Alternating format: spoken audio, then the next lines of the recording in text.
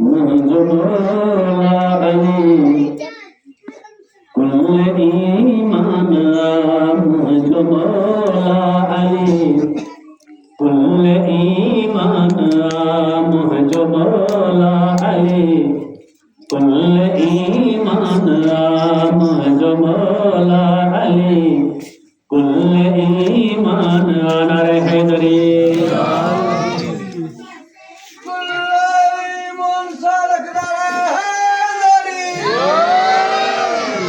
कुल ईमान बोला है छोड़ के रसूल सल्लल्लाहु अलैहि वसल्लम तभी जंग खंदक में मौला सलाम उमर इब्न अब्दुल जब मुकाबले ला गया रसूल खुदा फरमाता अज कुल ईमान कुल कुफर के मुकाबले में बोलो इन करसा चौंदा है मुझो मौला अली कुल ईमान तू अली का जली तो वडी गालिया अली का जली तो वडी गालिया मुझो मौला अली कुल ईमान नारे हैदरी जय जो नालो बुधी दिल ठरे थे पवे जय जो नालो बुधी दिल ठरे थे पवे तू उन्हिया खा झले तो वडी गालिया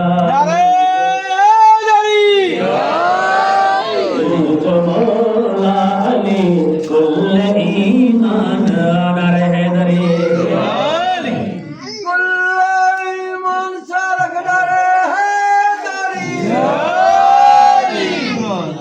जय जो चेहरो ॾिसण में हुजे बंदगी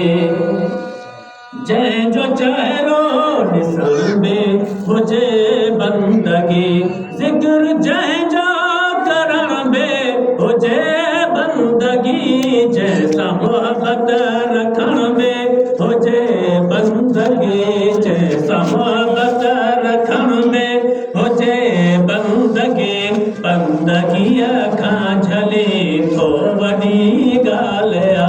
मुझो मौला अली कुल ईमान मुझो मौला अली कुल ईमान तू अली का जली तो वडी गालिया तू अली का मानकरा बारी के मुताबिक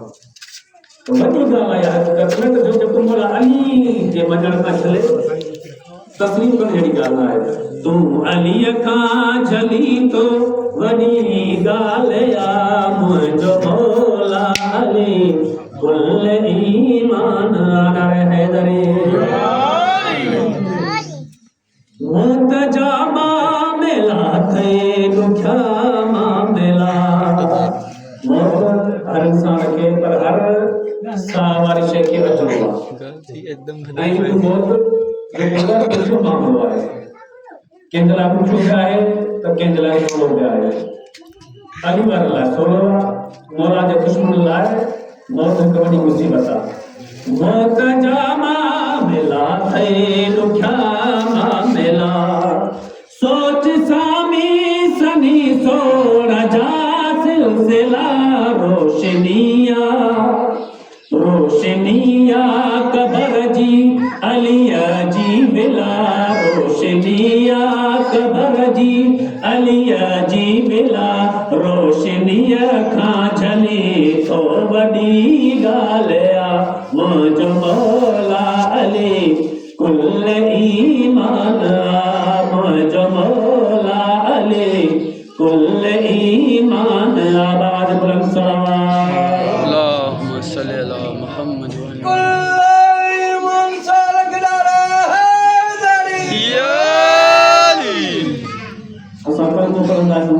कल को छाए गवाही गवाही ला इलाहा इल्लल्लाह कोबे अल्लाह को सिवा अल्लाह जो बहुत अल्लाह शे मुहम्मद रसूलुल्लाह मुहम्मद अल्लाह जो रसूलुल्लाह ऐसा इतनी भी गवाही दिंदा हूं जेका रसूल खुदा चयो त मन तुम तो मौला हो फहाजा अली मौला जय जय जो बा मौला है उन जो अली मौला है त इन करे असां चवंदा आहियूं त अली जो वली अल्लाह है पर असां इहो दिल सां चवंदा आहियूं पर घणनि खे इन सां वरी कुझु कावड़ बि लॻंदी आहे नारे हैदरी कलमा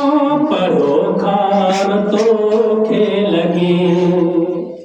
मुआ कलमा पढ़ो खार तो खेलगे तो ते नालो अलीअ जो लथो मौत थई मूं चयो या अली मूं चयो या अली ऐं मिली जिंदगी मूं चयो या